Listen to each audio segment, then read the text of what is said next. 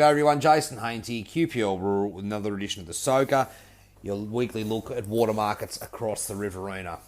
Well, what an interesting week it's been. Our new forecast for September has been for an average rainfall. On top of that, people have committed to putting rice in. There's been certainly cereal crops knocked out in the MIA here, ready for rice.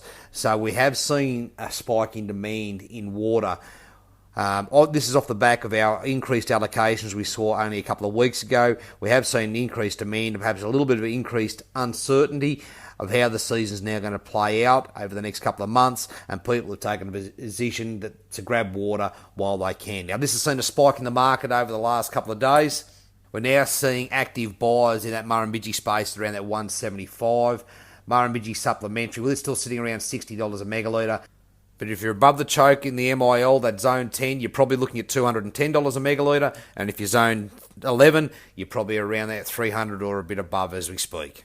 Now, as you'd expect, groundwater has also strengthened a little bit. Where I was forecasting Murrumbidgee water to be around that $70 last week, we're now seeing trades up around the 100. So that $95 to $105 range for Murrumbidgee groundwater, depending on what zone you're in.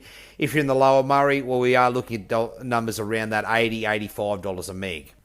In industry news this week, well, round 2 of the Water for Fodder program is officially dead, with funding being redirected to other programs within the MDB.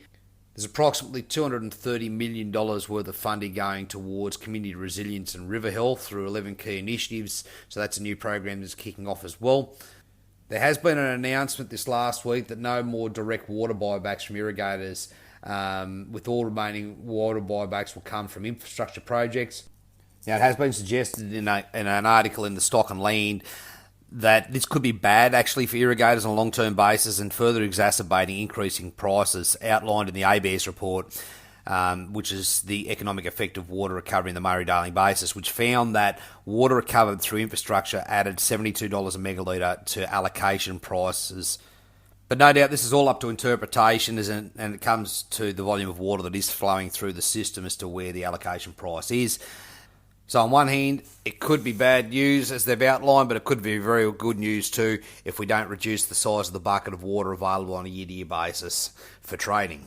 Now for a quick look at dam capacities. Blowering Dam is currently at 77.6% of capacity, Burrinjuck at 82.3%, Hume Dam at 63.9% of capacity, and if we go down to Dartmouth, we're looking at 55.56%. So quite steady as we go compared to last week. Now, active buyers for the week at the moment, we do have orders of 1,000 megalitres of Murrumbidgee water at 175. I've got a buyer at the moment looking for mid-Murrumbidgee groundwater, so that's zone 3 groundwater entitlement at the moment, and approximately 750 megalitres of zone 11 allocation available. Now, as always, if you'd like any more information on any of our water here today, please give me a call at any time on 0488 594 450. We'll catch up again next week. Cheers.